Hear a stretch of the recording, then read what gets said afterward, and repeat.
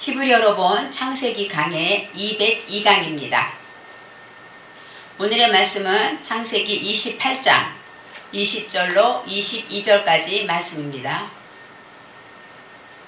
20절로 22절입니다.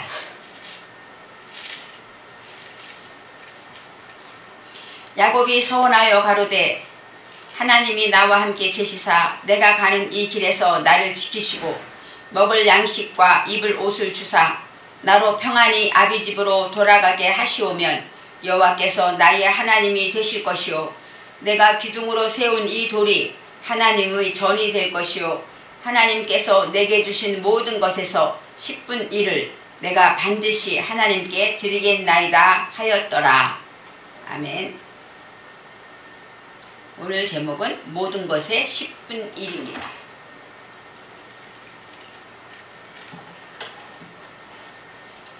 우리가 잘 알듯이 야곱은 돌베개를 하고 잠이 들었습니다. 그리고 꿈에 사닥다리를 보았고 여호와의 사자들이 오르락 내리락 하는 것을 보고 또 야곱이 다시 보니까 여호와께서 그 위에 서 계셨다라고 말씀하고 있습니다. 그리고 여호와께서 이제 야곱에게 아브라함과 이삭에게 주었던 그 놀라운 축복의 말씀을 선포하십니다. 야곱은 누구보다도 두렵고 외롭고 무서웠을 거예요. 그런 야곱에게 하나님의 응답과 하나님의 살아계심과 하나님의 축복하심은 야곱을 거듭나게 하신 것이죠. 하나님의 말씀을 이제 눈으로 보고 듣고 이제는 나와 관련 있게 살아가게 되는 거듭나는 삶을 살게 되는 것입니다. 이제는 야곱은 하나님이 살아계심을 믿고 기도하게 되죠. 예전에는 부모님이 하는 것을 보고 따라서 했을 수는 있을 거예요. 하지만 이제는 야곱이 나와 함께 하시는 하나님을 알았고 나를 지켜보고 계시는 하나님을 알았기 때문에 이제는 하나님께 스스로 서서 기도하게 됐다고 말하고 있습니다. 야곱이 있는 장소는 베델이라고 이제 이름을 지었어요. 베델은 우리가 잘 알듯이 베이트엘 해서 하나님의 집 이렇게 나와 있습니다. 그래서 이제 하나님의 집, 내가 혼자 있는 줄 알았고 아무도 없고 다 무서운 동물들과 정말 어려운 그런 어둠 속에 살았는데 눈을 뜨고 나니까 믿음의 눈을 뜨고 하나님의 음성을 듣고 나니까 이제 내가 있는 곳이 바로 하나님의 집이구나 하고 고백하게 되는 것이죠. 하나님의 집인데 하나님을 발견하지 못한 거예요. 저와 여러분도 하나님이 늘 동행하고 보고 계시고 함께 하시는데 기도하지 않으면 하나님을 찾지 않으면 하나님이 계시지 않습니다. 그래서 우리가 사는 삶에서 힘들고 어려울 때 하나님은 늘 함께 하시고 지켜주시고 동행하신다고 말했어요. 성경은 이 성의 옛 이름은 루스더라 라고 말했습니다. 이 루즈라는 단어인데 이 루스라는 것이 의미가 있습니다. 원래 야곱이 돌베개를 베고 잔 그 동네 이름이 루스라는 거예요. 루스는 어떤 뜻이냐면 길을 잘못 들었다. 또 왜고집, 그리고 삐뚤어지고 융통성이 없고 외통수 그런 것을 루즈라고 말해요. 그러니까 루스였다는 것은 원래 야곱이 원래는 이렇게 길을 잘못 들고 방황하고 또 고집이 세고 자기밖에 모르는 그런 융통성이 없는 그런 사람이었다는 것이죠. 그랬을 때 하나님을 만나고 이제 하나님의 집이라고 부르면서 새롭게 하나님이 동행하고 하나님이 함께하는 성전이 되어갔다는 것이죠. 그래서 저와 여러분도 그렇습니다. 예수를 믿기 전에는 저와 여러분은 갈 바를 알지 못하고 두렵고 미래가 없은 그런 삶이었지만 예수를 믿고 나서 예수를 영접하고 나면 이제 내가 가는 길에 주님이 함께 하시고 나를 영원한 천국으로 인도하신다는 믿음으로 가게 된다고 말할 수가 있습니다. 그래서 이제 하나님의 말씀으로 이제 하나씩 야곱이 서원하게 됩니다. 지난 강의에서도 말했듯이 이 서원하다는 것은 맹세하다, 서약하다, 하나님 앞에 맹세하는 것이 바로 기도했다는 내용이죠. 하나님이 나와 함께 계셔서 내가 가는 이 길에서 나를 지키시고 먹을 떡과 먹을 양식과 입을 옷을 주시며 하고 나왔어요. 야곱은 나그네이기 때문에 정말 가장 필요한 건 뭐예요? 먹을 양식이 필요하죠. 그리고 입을 옷도 필요했습니다. 언제까지 가야 할지 모르기 때문에 그래서 필요한 것을 하나님이 다 주시면 이렇게 약속하고 있습니다. 그렇지만 원어로 볼 때는 우리가 하나님이 나와 함께 계시다. 임마드라는 것은 임마디 해서 하나님이 나와 함께 나를 보살펴주고 또 나를 앞서서 인도하고 또 나에게 봉사하신다. 이런 뜻이 아마드란 동사에 있습니다. 그래서 하나님이 나와 함께 하신다는 것은 그냥 가만히 나를 따라만 다니시는 것이 아니라 내 길을 인도하고 또 나를 지켜주고 보호하신다. 이런 뜻이 있습니다. 내가 가는 이 길에서 내가 가는 길 바로 지금 어디로 갈 바를 알지 못하는 야곱이 내가 어디로 가든지 그 길에서 라는 그런 뜻입니다. 이 길이라는 것은 삶의 방법을 말하고 하나님의 말씀을 이제 지키고 나갈 때 그 진리 안에서 그 말씀의 방법을 지켜나가는 것을 말하고 있습니다. 내가 성령 안에서 걸음을 걷고 나아가는 이 길 안에서 하나님이 그 안에서 어떻게 하나님이 나를 지켜주신가 라고 말하고 있어요. 먹을 떡과 입을 옷, 먹을 양식은 여러 가지 양식이 있지만 이제 떡이라고 표현하고 있습니다. 이 레헴이라는 것은 양식이란 뜻도 있고 그 다음에 떡이란 뜻도 있고 또 하나님의 말씀, 신약에서는 떡은 말씀이죠. 하나님의 말씀, 하늘의 양식이다 이렇게 말씀하셨지 않습니까? 그래서 그 양식은 하나님의 떡, 하나님이 주신 말씀이라고 표현할 수가 있고 먹다는 아칼입니다. 아칼은 소비하다, 없어지다 이런 뜻이 있어요. 그래서 소모하다 그래갖고 이제 하나님의 말씀을 내가 이것을 지키게 되면 그것이 없어지죠. 내가 하나님의 말씀을 이제 깨달았으면 그것을 내 삶에서 지켜나가게 되는 것, 이것이 바로 양식을 먹다 이렇게 표현할 수가 있어요. 하나님의 말씀을 지키는 것을 말하고 입을 옷을 주사. 여기서 입을 옷은 라파시는 입다란 뜻이고 옷은 바가드입니다. 이 바가드라는 것은 어떤 뜻이냐면 불성실하고 속이 텅 빈 것 같은 거, 그 다음에 겉이 반지르하고 행동이 올바르지 못한 것을 여기서 말하는 베게드라고 말하는 것이에요. 그래서 그것을 옷을 덮는, 입을 옷을 준다 그런 건 뭐예요? 옷이 필요하겠죠. 그렇지만 내 속에 불성실한 것들, 또 내가 이렇게 남에게 보이면 부끄럽고 창피한 것들, 그런 것들을 옷으로 가리지 않습니까? 그것처럼 내게 있는 이런 것들을 하나님께서 다 덮어주시면 이렇게 설명하고 있습니다.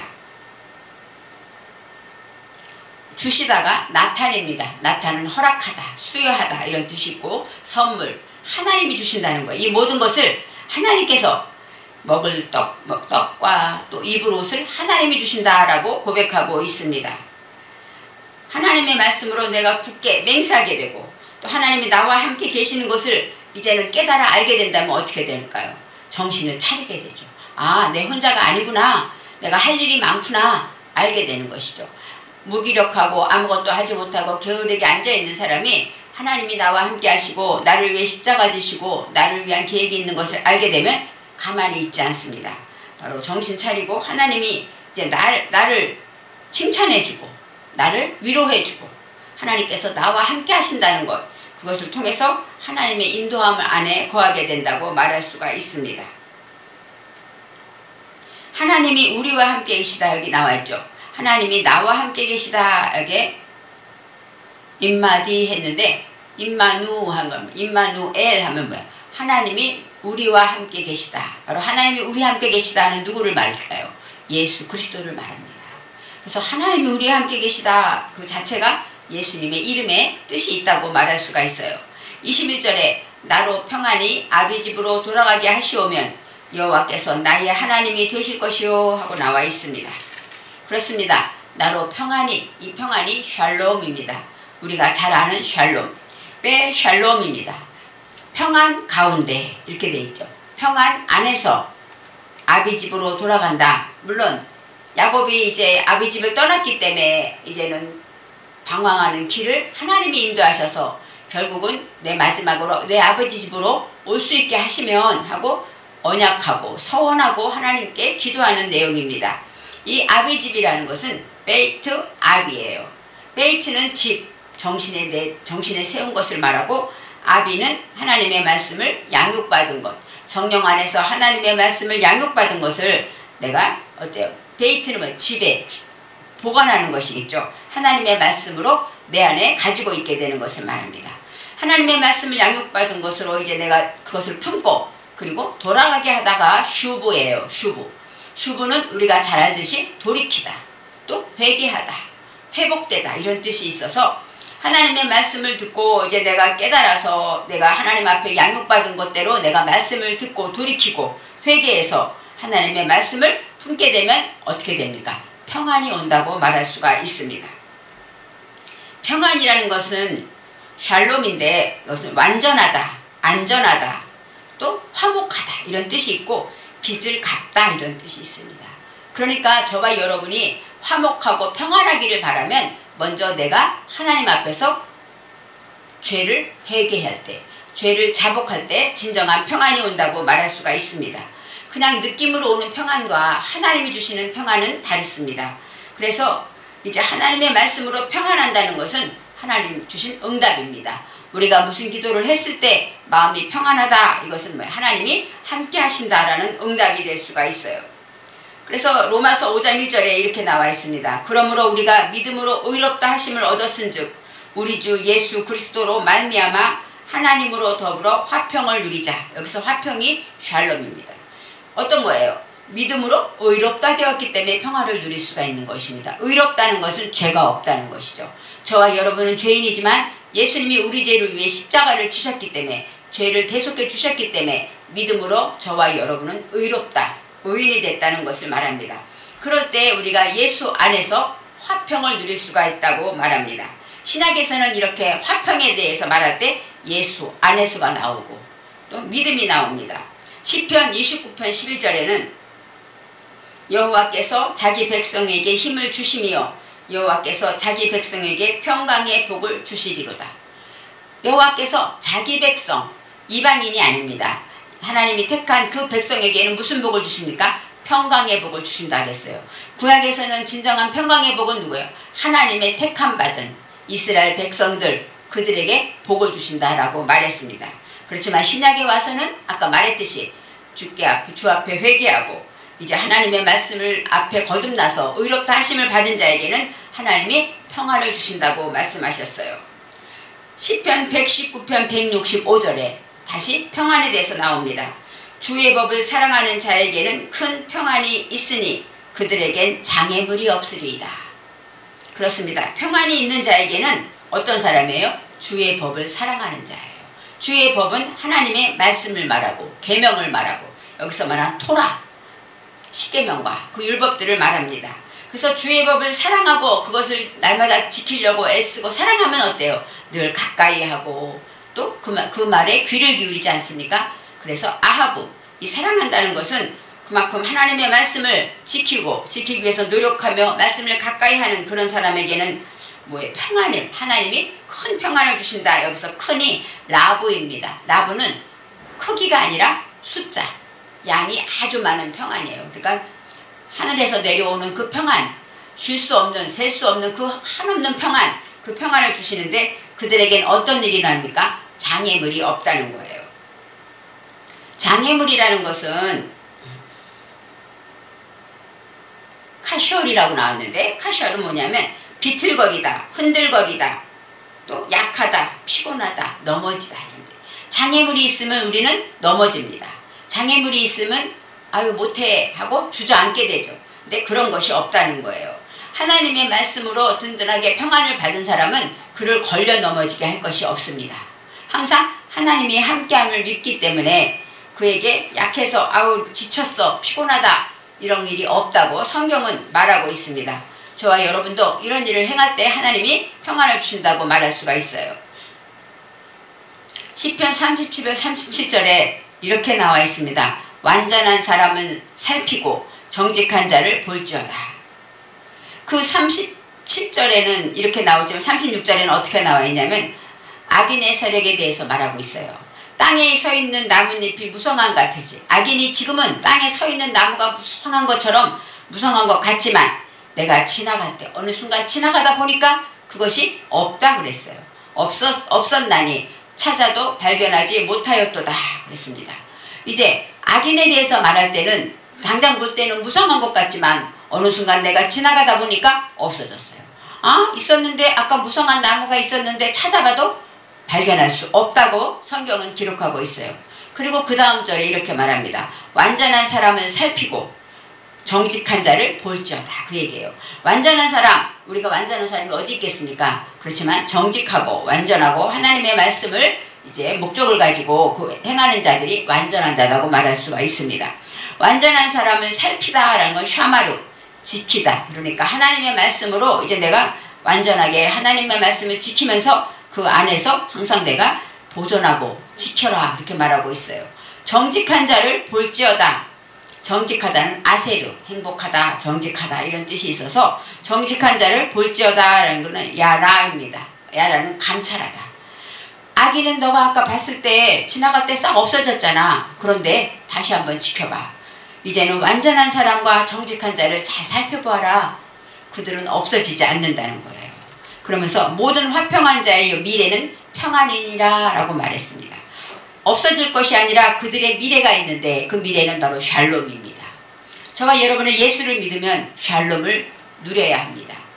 샬롬이 없다면 바로 믿는 것이 아니죠.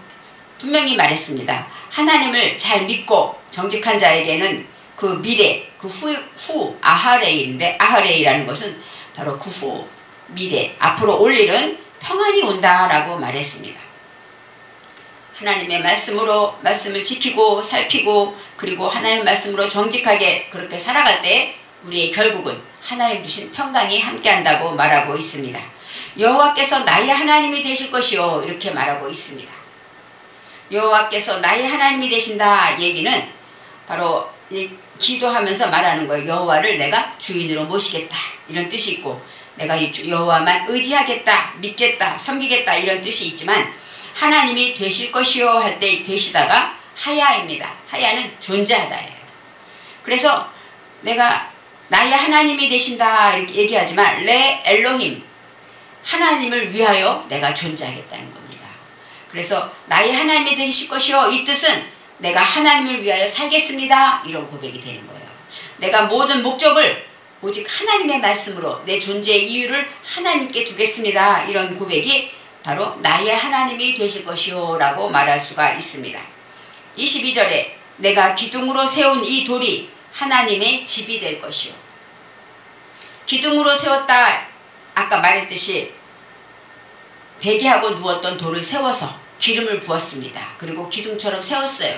그 얘기는 바로 이 돌이라는 것은 하나님의 말씀을 양육받은 것을 정신에 세우는 것이 바로 돌이에요.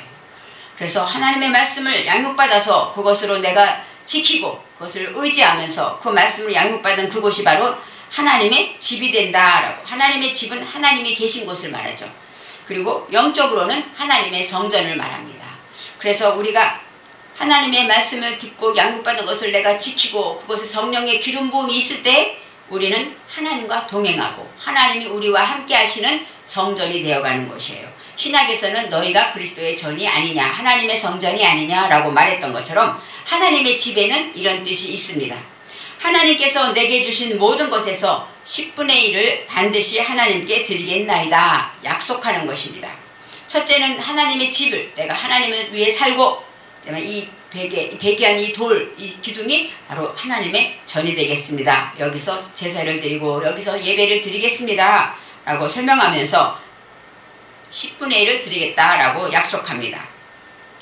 10분의 1이라는 것은 아쉐르예요. 아쉐르인데 아쉐르는 부유하다. 10분의 1을 드리다. 그 다음에 아쉐르는 10이란 뜻도 있습니다.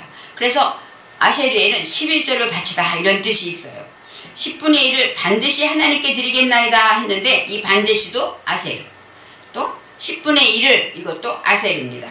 그래서 우리가 내가 가진 모든 것에 10분의 1을 드립니다 하고 한 번 얘기하고 다시 얘기한다는 것은 뭐예요? 결정한 것이죠. 굳게 결심한 것을 말합니다. 반드시 하나님께 드리겠습니다 라고 말했습니다. 11조에 대해서 우리는 생각해 봐야 합니다. 믿음으로 부유한 자가 드리는 것이 11조예요. 믿음이 모자라거나 작으면 11조를 드릴 수가 없어요. 재물이 있는 곳에 내 마음이 있다고 말했기 때문에 우리 마음의 중심을 보신 하나님이 내가 하나님보다 재물을 더 사랑하면 11조 드리기 어렵습니다. 그래서 그것을 보고 믿음을 볼 수 있다는 것이에요. 그리고 11조는 이 모든 것을 하나님이 주셨습니다 라고 인정하고 고백하는 것이고, 그 다음에 이것이 하나님의 것입니다, 나 자신도 하나님의 것입니다 하고 하나님 앞에 표현하는 방법이 11조라고 말할 수가 있습니다. 말라기 3장 10절에 11조에 대해서 이렇게 나옵니다. 만군의 여호와가 이르노라, 너희의 온전한 11조를 창고에 들여 나의 집에 양식이 있게 하고 그것으로 나를 시험하여 내가 하늘 문을 열고 너희에게 복을 쌓을 곳이 없도록 붙지 아니하나 보라, 이렇게 나와 있어요. 분명히 11조는 어떤 사람들은 구약에만 있다 이렇게 설명하죠. 그렇지만 우리가 하나님의 말씀은 구약에도 예수님이 주인공이고 신약에도 예수님이 주인공이 아닙니까? 그래서 이 말라기를 통해서도 온전한 11조, 홀 11조라고 나오는데, 그 당시에는 11조는 신명기 14장 22절에는 너는 마땅히 매년 토지소산의 11조를 드릴 것이며 그랬어요. 토지소산 10가마가 나왔으면 한 가마 드리는 게 11조라는 얘기죠. 사람들이 농사를 짓고 일을 하기 때문에 그 농사 지은 모든 것에 11조를 드려라 하나님이 명령하신 것입니다. 이처럼 온전한 11조는 뭐예요? 온전한, 완전한, 그리고 모든 것으로 부족함이 없는 11조. 하나님 앞에 의와 신과 이런 것을 다 드리는 것도 11조도 있지만 온전하다는 것은 확실한 11조를 말하고 있어요. 창고에 들여 나의 집에, 하나님의 집을 말합니다. 11조를 어디로 가져갈까요? 성전에 바칠 거 아니에요. 그러면 그거 성전에 양식이 있게 된다는 거예요. 매년 토지의 소산은 바로 양식이겠죠. 뭐 쌀이면 쌀, 무면 무, 배추, 그 모든 것이 다 11조가 되기 때문에 하나님의 집에 양식이 있게 하고 나오기 시작했습니다. 이 양식이라는 것은 아까 말한 떡이나 레헴이 아니라 테레프입니다. 테레프는 음식, 양식, 그 다음에 신선함, 이런 거. 신선한 건 뭐예요? 날마다 새로워지는 것을 말합니다. 저와 여러분이 하나님의 집에 11조를 드리게 되면 저와 여러분의 믿음이 날마다 새로워지게 되는 거예요. 하나님께 인정하고 내 믿음을 고백할 때마다 하나님께서는 우리의 마음을 새롭게 바꿔주셔요. 그래서 이 양식에는 이렇게 신선하게 새로워지는 그런 이 테이트가 들어있어서 내가 자신을 벗어내고 하나님의 말씀으로 새롭게 입는 것도 이 양식에 들어있다고 말할 수가 있습니다. 그것으로 나를 시험하여 내가 하늘문을 열고, 그래서 시험하지 말라고 했는데 한 가지 시험하라 한 것이 11조다 이렇게 얘기하고 있어요. 성경은 구약이나 신약이나 저와 여러분에게 주신 말씀이기 때문에 구약이 필요 없다면 주시지 않았을 거예요. 다 하나님은 우리에게 필요해서 주신 말씀입니다. 그래서 이 말씀을 믿으면 그대로 이루어지는 것이죠. 나를 시험하다가 여기서는 쌀라고 해갖고 남을 시험하고 용서하고 이런 뜻이 아니라 보한입니다. 보한은 어떤 뜻이냐면 정련하다, 입증하다, 감찰하다. 시금석 같은 거 있잖아요. 이렇게 그어봐갖고 얼마나 단단한가 테스트해보는 거죠. 이것이 바로 보한입니다. 그래서 나를 시험한다는 것은 나를 한번 입증해봐 이렇게 말하는 거예요. 나를 진짜로 하나님이 진짜 붙나 안 붙나 하고 입증해볼게 이렇게 설명하는 것입니다. 하늘 문을 열고 너희에게 쌓을 곳이 없도록 붙지 아니하나 보라 라고 설명하고 있어요. 쌓을 곳이 없도록 이러면 하나님이 복을 이제는 하늘에 있는 창고문을 열고 주긴 주는데 다 내려주는 거예요. 이 사타라는 단어가 이 D라는 단어인데 이 달레트입니다. 그래서 충분하다, 무수하다 이런 뜻이에요. 충분히 주겠다는 거예요. 그리고 이제 쌓을 곳이 없도록 그러면은 가득 싸서 더 이상 뭐 저기 하지 않다 이런 뜻인데 여기서는 없도록이 발라입니다. 발라는 아니다 이런 뜻도 있지만 또 발라는 어떻게 되면 소멸되다. 그러니까 하나씩 하나님이 얼마나 다 창고에 있는 것을 다 너무 충분히 다 줘서 위에 것이 닳아서 없어지도록 주신다는 거예요. 그러니까 하나님이 주시는 복은 사람의 생각과 다릅니다. 그래서 쌓을 곳이 없도록에는 그런 뜻이 있어요. 붙지 아니하나 보라. 그래서 하늘의 복을 부어주시는 거예요. 그냥 하나하나 떨어뜨리는 것이 아니라 빗물. 그래서 여기에서 이 창이 나오는 거, 이것은 어디에 나오냐면 창세기 6장에 노아의 방주에도 창을 닫고 창을 열고 나오지 않습니까? 하늘 창이 열려서 비가 내렸다. 그때 어땠어요? 비가 부어내렸죠. 그것처럼 하나님이 우리에게 그렇게 복을 주신다 약속하고 있습니다. 민수기 18장 21절에 내가 이스라엘의 11조를 레위 자손에게 기업으로 다 주어서 11조를 누구에게 줍니까? 레위 자손은 기업이 없죠. 우리가 다 알듯이 레위 자손은 기업이 없습니다. 그래서 하나님께서 이제 백성들의 11조를 다 갖다가 레위 자손에게 기업으로 주어서 그들이 하는 일, 곧 회막에서 하는 일을 감난히 하나님이 갚아주신다는 거예요. 성도들의 11조를 통해서 회막에서 일하는 레위 자손들을 이제 수고를 갚아주신다. 그들에게 기업을 주신다라고 성경에 나와 있습니다. 저와 여러분이 이렇게 11조를 통해서 우리의 믿음을 보고 야곱이 이제 창세기 14장 18절에 처음으로 이젠 아브라함이 멜기세덱에게 11조를 드리게 됩니다. 그건 11조가 처음 나오는 일인데 이 멜기세덱은 그래서 아브라함이 롯을 구하려고 380인을 데리고 가서 다 이기고 오지 않습니까? 그때 살렘왕 멜기세덱이 나와요. 살렘왕이라는 살렘은 뭐야? 평안의 왕이죠. 평화의 왕이고 멜기세덱은 멜레크와 체데크예요. 그래서 체데크는 의, 멜레크는 왕입니다. 의의 왕, 평화의 왕 누구겠습니까? 예수 그리스도죠. 바로 그때 아브라함에게 나타나서 뭐라고 말합니까? 너에게 이렇게 재물 얻을 능을 주고 손에 붙이신 분은 하나님을 찬양해라고 하나님을 가르쳐주고 하나님에 대해서 얘기할 때 아브라함이 그 말씀을 듣고 아 맞습니다 하는 고백으로 열의 하나 11조를 멜기세덱에게 드렸다 하고 나와 있습니다. 이처럼 아브라함이 처음으로 드린 그 11조라는 것은 하나님을 인정하는 것이고 그것을 통해서 하나님은 우리에게 복을 주고 우리가 모든 일을 만날 때 하나님이 오늘 말씀처럼 지키고 보호하고 우리를 인도하신다고 말씀하셨습니다. 그래서 11조를 통해서 우리가 깊은 하나님의 사랑을 깨닫기를 바랍니다.